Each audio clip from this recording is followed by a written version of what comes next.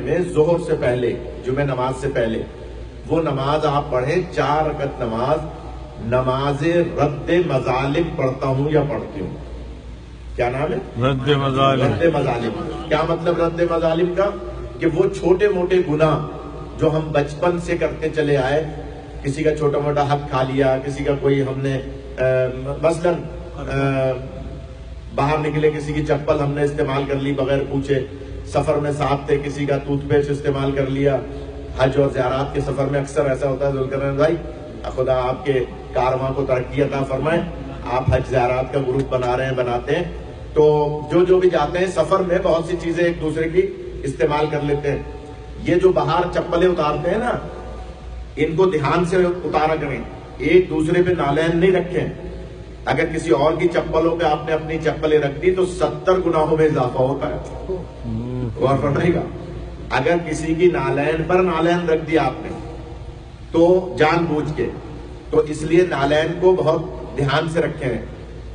اسی طرح سے چھوٹے موٹے بہت سارے گناہ ہوتے ہیں جو ہم ان کو گناہ سمجھتے ہی نہیں ہیں۔ بہت سارے گناہ، دل توڑنے والے گناہ، چھوٹی چھوٹی باتوں پر، چھوٹے چھوٹے معاملات پر، کب گلاس اٹھاتے میں، کپ اٹھاتے میں، چائے بناتے میں، افطاری لیتے میں، افطاری نکالتے میں، اور آپ کی زندگی کے معاملات میں، گھر کے اندر خاص طور پہ میاں بیوی کے حوالے سے بہت سارے شوہر اپنی زوجوں کے دل بہت توڑتے ہیں، جاہل جاہل کہہ کے، غور فرما رہے ہیں؟ یعنی بہت ساری باتیں معصوم کی منع ہے، کبھی بھی کسی کو جاہل نہ کہیں۔ اکثر بیوی سے کوئی غلطی ہو گئی ہے، گھر میں کوئی معاملہ ہو گیا، تم تو جاہل ہو، سخت منع ہے۔ ریاض بھائی توجہ فرمائے گا، سخت منع ہے معصوم کی، اس لیے کہ میری طرف منہ نہیں ہے نا، اس لیے میری طرف توجہ فرمائے، سخت منع ہے معصوم کی کہ آپ کسی کو بھی، زوجہ ہی نہیں، کسی کو بھی جاہل نہ کہیں۔ کسی سے مراد محب اہل بیت، کیوں کہ جاہل ہوتا ہی وہ ہے جسے معرفت امام نہ ہو۔ سبحان اللہ۔ یعنی جاہل کی علامتی عدم معرفت امام ہے۔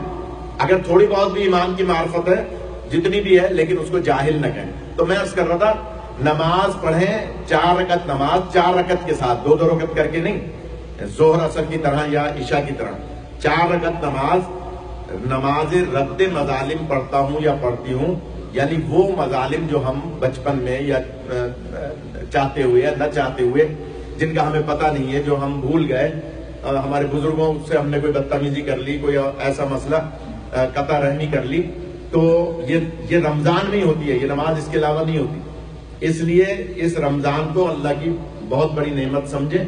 تو 4 رکعت نماز میں پہلی رکعت میں سورہ الحمد کے بعد 25 مرتبہ سورہ اخلاص، قل هو اللہ احد، اور پھر 50 مرتبہ دوسری رکعت میں الحمد کے بعد، تیسری رکعت میں بھی الحمد، اور 75 مرتبہ سورہ اخلاص، چوتھی رکعت میں بھی سورہ الحمد، اور 100 مرتبہ سورہ اخلاص۔ یہ 4 رکعتی نماز عشاء کی طرح ہے، یا آپ ظہر اثر کی طرح پڑھیں۔ اور جمعے کی نماز کے بعد بھی پڑھ سکتے ہیں؟ نہیں، جمعے سے پہلے پہلے تو بتا دیں کہ فجر کے بعد پڑھ لیں، فجر کے بعد، دن نکلنے کے بعد، دن نکلنے کے بعد، اور ظہر کی یعنی جمعے کی نماز سے پہلے۔ ہاں، یہ ایک 4 رکعتی نماز ہے جو صرف رمضان میں کسی بھی جمعے کو پڑھی جاتی ہے۔ زیادہ تاکید اس کی جمعۃ الوداع کی ہے، لیکن جمعے کے دن سورج نکلنے کے بعد اور ظہر کے وقت، جسے نصف النہار کہتے ہیں، یعنی جسے ہم کہتے ہیں زوال کا وقت، زوال کے وقت سے پہلے 4 رکعتی نماز عشاء کی طرح، یعنی 2 کر کے نہیں، 4 رکعت۔ پہلی رکعت میں سورہ الحمد کے بعد بالجہر، یعنی زور سے پڑھنی ہے، جیسے آپ عشاء کی پڑھتے ہیں یا فجر کی پڑھتے ہیں، اس طرح سے، یا مغرب کی پڑھتے ہیں، بالجہر سورہ الحمد کے بعد 25 مرتبہ پہلی رکعت میں سورہ اخلاص، یعنی جسے سورہ توحید بھی کہتے ہیں، دوسری رکعت میں سورہ الحمد کے بعد 50 مرتبہ سورہ اخلاص، تیسری رکعت میں سورہ الحمد کے بعد 75 مرتبہ سورہ اخلاص، چوتھی رکعت میں سورہ الحمد کے بعد 100 مرتبہ سورہ اخلاص، اور دوسری رکعت میں قنوت بھی پڑھیں گے، جو کہ علامت ہے شیعہ نے حیدر کرار جو 53 علامتیں بتائی ہیں محبان اہل بیت کی، اس میں یہ ایک قنوت پڑھنا بھی دوسری رکعت میں علامت ہے۔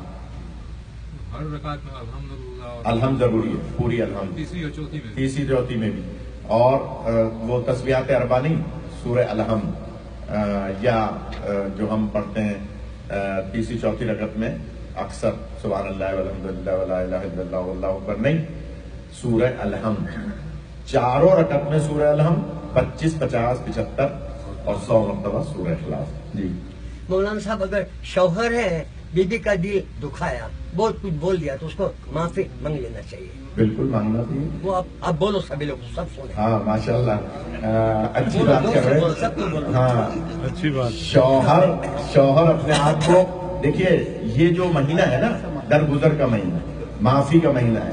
اللہ تب معاف کرے گا جب آپ بندوں کو معاف کریں گے. بے شک. اسی طرح سے مغفرت کا مہینہ ہے، رحمت کا مہینہ ہے، آخرت سنوارنے کا مہینہ ہے. تو شوہر بیوی سے اگر معافی مانگ رہا ہے تو اس میں کوئی کباہت نہیں ہے. دل بھی تو توڑ رہا ہے نا، نہیں غور فرمائے. بہت اس اچھی کے بات. آنسو بھی اگر بہہ رہے ہیں. ہاں اس کے آنسو بھی بہ رہے ہیں تو اس کا مطلب یہ ہوا کہ دل ٹوٹا ہے. تو شیرازی صاحب بہت اچھی بات کر رہے ہیں. تو اگر کسی نے اپنی زوجہ کا دل توڑا ہے تو وہ اس سے معافی مانگے، اللہ معاف کرے گا. اور اگر زوجہ نے دل توڑا ہے شوہر کا تو وہ بھی معافی مانگے. بے شک ایسے. یہ یعنی تالی دونوں ہاتھ سے بجتی ہے نا، دونوں طرف سے ہو سکتا ہے معاملہ، لیکن زیادہ تر